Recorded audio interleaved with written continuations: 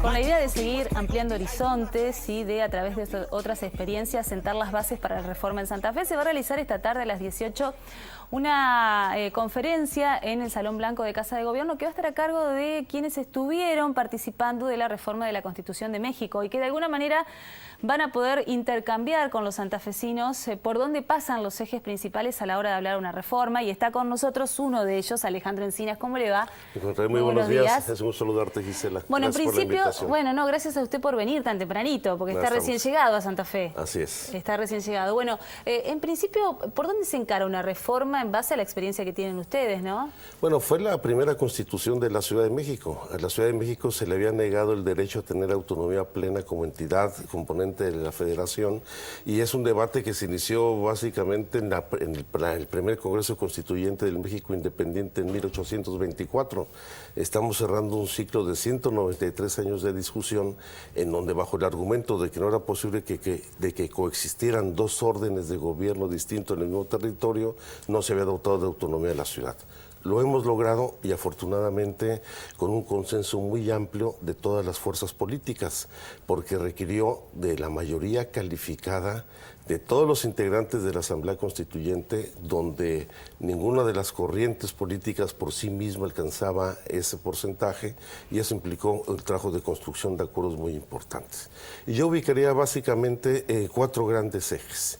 Uno, que es una innovación del constitucionalismo en México y estoy seguro a nivel internacional, donde ya no solamente fue en la parte doctrinaria y de principios lo que es la conformación de la distribución del poder público en la ciudad, los mecanismos de la democracia representativa, sino como pusimos en el centro con el principio rector, como principio rector, la dignidad humana y los derechos de las personas, un concepto más amplio de democracia, que involucra sí la democracia representativa, pero también la democracia directa, la democracia participativa, y estableciendo mecanismos como son pues, la iniciativa ciudadana, la candidatura independiente, el plebiscito, el referéndum, la revocación de mandato, la eliminación de cualquier tipo de fuero para los representantes populares y la autoridad, y como eje también muy importante, el derecho a la ciudad.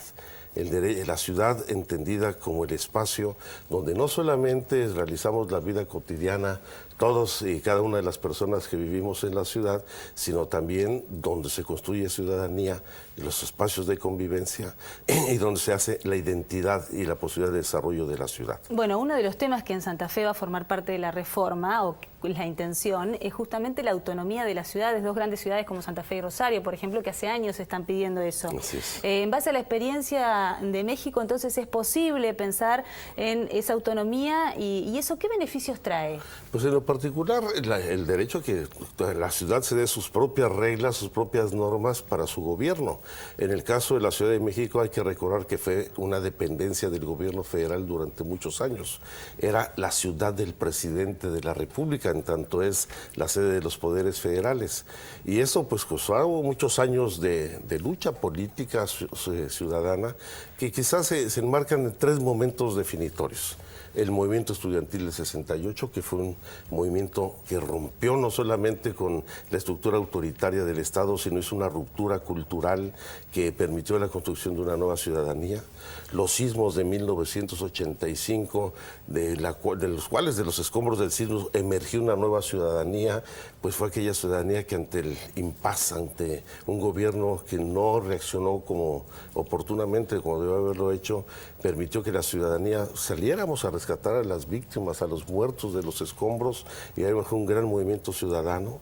Luego esta ruptura política electoral que se dio en 1988, cuando el Geo Cárdenas, Porfirio Muñoz Ledo, que nos van a acompañar también esta tarde, rompieron con el PRI, permitió la fusión de muchas de las organizaciones sociales y políticas de la ciudad, y gradualmente la apertura de los espacios de gobierno nos permitieron, a pesar de las limitaciones jurídicas, convertirnos en la ciudad ciudad que más derechos sociales, que más libertades ha construido en la ciudad, de modo tal de que temas, por ejemplo, en esta Constitución en materia de igualdad sustantiva, el derecho de la autodeterminación de las mujeres para decidir sobre su propio cuerpo, el matrimonio igualitario, el derecho a una muerte digna, se establecieron ya como derechos y paradójicamente con el apoyo de todas las fuerzas, desde las más conservadoras hasta las más radicales de la izquierda. Es que es el otro paso o el paso anterior, en todo caso, a lograr esa reforma. ¿Cómo se construyó ese camino? Porque en Santa Fe también se están buscando los consensos. De hecho, que ustedes estén hoy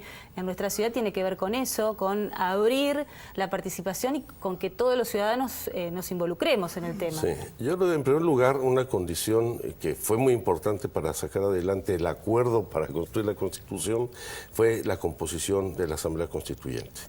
Por supuesto, ahí tuvimos un déficit democrático en su composición porque de los 100 integrantes del Constituyente, 60 fueron electos por el voto universal, 40 fueron designados por el presidente de la República, el jefe de gobierno de la ciudad y las cámaras de diputados y senadores federales, lo cual ya nos traía un déficit democrático importante. Sin embargo, creo que lo pudimos remontar porque se abrieron nuevas formas de debate y de discusión en la Asamblea Constituyente.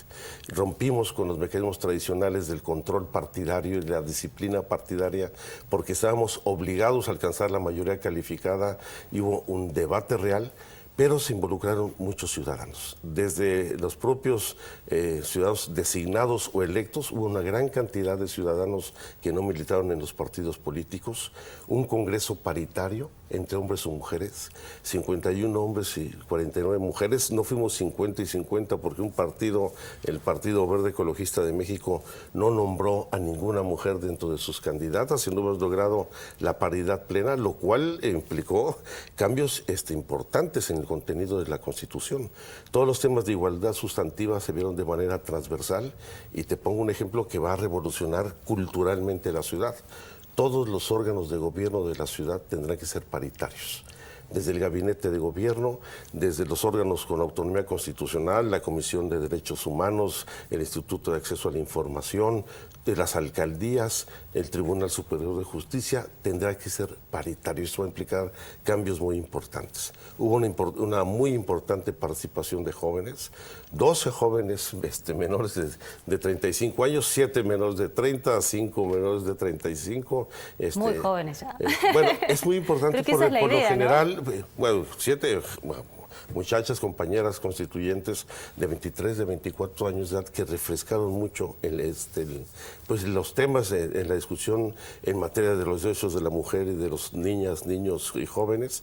Y también 2 instrumentos que fueron fundamentales. El Parlamento abierto, que no solamente es el esquema de rendición de cuentas, de haber transmitido en vivo todas y cada una de las discusiones en las comisiones de dictamen, en el pleno de la Constituyente, ver el voto de cada uno de los legisladores en cada tema, sino permitimos que cualquier ciudadano, cualquier organización de la ciudad presentara iniciativas de carácter constitucional. Recibimos alrededor de 1000 iniciativas ciudadanas, las cuales se publicaron en la Gaceta Parlamentaria, se turnaron a las comisiones de dictamen, se invitó a los promoventes a defender su iniciativa en la comisión de dictamen y la inmensa mayoría de las propuestas se incorporaron al texto de la Constitución. Y también hicimos la primera consulta a los pueblos, barrios originarios y comunidades indígenas, 943 asambleas, donde en apego al protocolo de Naciones Unidas, no solamente se hizo una consulta previa e informada, sino que los acuerdos que se construyeron estábamos obligados a cumplirlos e incorporarlos en el texto de la Constitución. Se incorporaron, se aprobó por unanimidad y tenemos una Constitución que tiene un muy amplio respaldo social. ¿Y cuál es la importancia que se involucre el ciudadano? Bueno, yo en primer lugar romper con el monopolio no solamente de la representación popular, sino también de la formulación de las leyes. Porque ya las leyes no pueden seguirse construyendo solamente desde el ámbito de la vida partidaria, de la partidocracia, estas burocracias que pues en gran medida se han tomado mucha distancia en el caso de México de las preocupaciones de la sociedad. sociedad.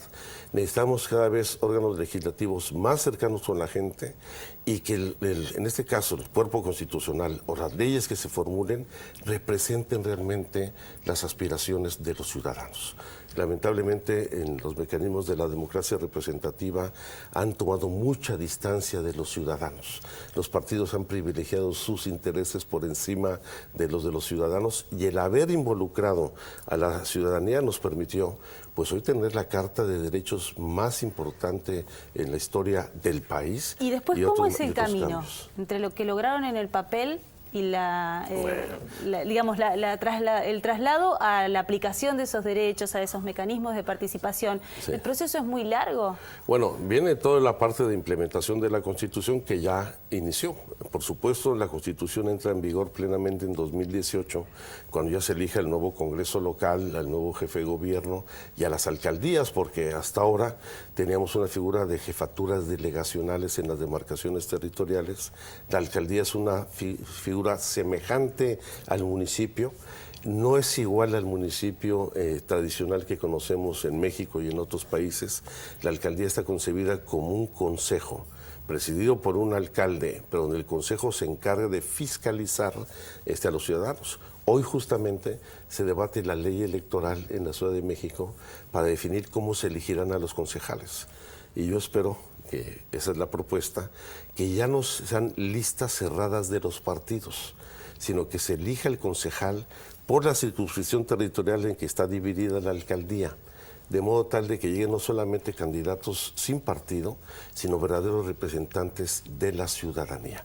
Son los nuevos mecanismos para que la gente vaya involucrándose y realmente se represente la aspiración de los ciudadanos. O sea que después hay una etapa de adaptación, porque sí, muchas veces se piensa o se discute una reforma constitucional o se frena esa reforma constitucional por el temor al impacto que puede tener en la vida de las instituciones, pero eso está contemplado cuando se sanciona una norma de estas características, cuando el cambio es sustancial, como podría ocurrir en Santa Fe, ¿no? Estamos hablando de una constitución que tiene muchos años y que hay que adaptarla a los tiempos que corren. Y hay que ir, y por supuesto tiene plazos muy claramente de implementación. Por ejemplo, ahorita la Ciudad de México tiene 16 demarcaciones territoriales que serán las futuras 16 alcaldías, pero en 2021 ya está establecida la fecha para establecer nuevas demarcaciones territoriales, porque tenemos unas con una gran densidad poblacional.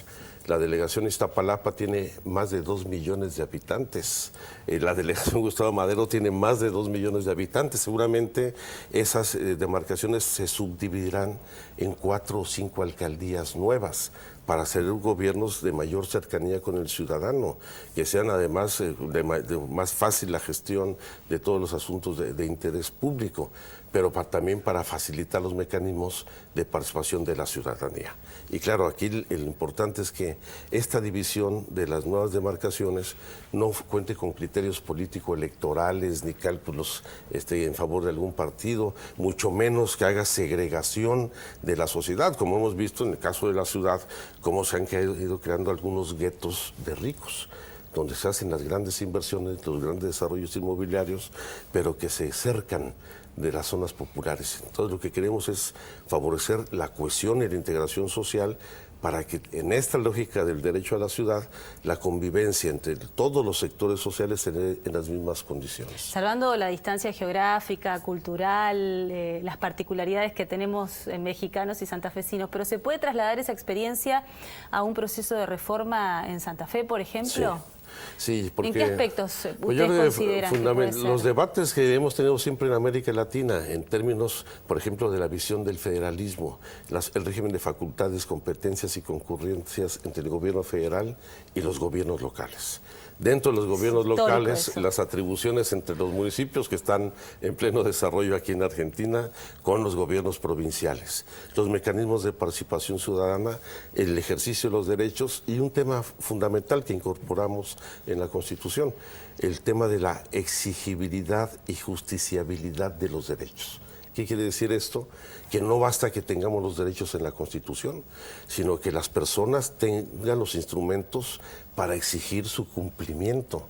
Por supuesto, bajo los principios pro persona y de progresividad, porque en muchas ocasiones no existen los recursos suficientes para garantizarlo a todas las personas, pero la progresividad implica ir atendiendo a los grupos de mayor vulnerabilidad y que tienen mayores carencias, como por ejemplo lo que se denominó el mínimo vital, que es un equivalente a la renta básica, donde todos los habitantes de la ciudad tendrán derecho a un apoyo económico mensual por parte del gobierno de la ciudad, particularmente en este caso las 250,000 personas que viven en condiciones de pobreza en la Ciudad de México y que existen recursos para hacerlo.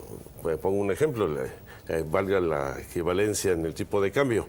La Ciudad de México tiene un presupuesto de 204,000 millones de pesos. Es un mundo, son impensable. como 102,000 millones de dólares, o sea, es muchísimo, pero solo el 1% de ese presupuesto es suficiente para sacar a esta población en condiciones de pobreza, muchos de ellos en pobreza extrema, e incorporarlos a una vida activa, que no sean segregados de la sociedad. Y eso va a quedar en una Constitución, o quedó en la Constitución, independientemente del partido político que esté gobernando, del presidente, del intendente, del alcalde, de quien sea que esté al frente del gobierno. Sí, porque ya desde que llegamos al gobierno de la ciudad, yo tuve la oportunidad de participar desde el primer gobierno democráticamente electo, hubo dos principios que establecimos para romper con esas prácticas clientelares corporativas de control de los partidos sobre los grupos más necesitados, y establecimos dos principios. Muchos de los derechos son de carácter universal, por ejemplo, la pensión a adultos mayores. Todos los adultos mayores de 69 años en la ciudad, por el solo hecho de residir en la Ciudad de México, reciben el equivalente a un salario mínimo mensual sin distinción alguna. Y eso sucedió con la ley de útiles y uniformes escolares gratuitos a los estudiantes de las escuelas públicas de nivel primaria y secundaria, el programa de atención médica y medicamentos gratuitos a la población no asegurada, a la que no tiene accesos a la seguridad social, y otro tipo de programas. Y al mismo tiempo, el establecer el beneficiario individual. Es decir, que no existan agentes de intermediación entre la autoridad y los grupos de beneficiarios, que son pues, la correa de transmisión para crear las prácticas clientelares y corporativas que inhiben pues, el derecho y el acceso de los ciudadanos a estos derechos. Bueno, Alejandro, seguiríamos hablando todo el día del tema porque la verdad que es muy interesante, pero vamos a dejar algo para la tarde. Así y espero que nos acompañen hoy a las 6 de la tarde. A las 18 en el Salón Blanco de Casa de Gobierno, Alejandro Encinas, además de otros integrantes de esta Comisión Reformista de México, que nos van a traer sus experiencias a Santa Fe. Gracias, que la pase bien. Gisela, muchísimas gracias. Muy amable por haber venido. Pili.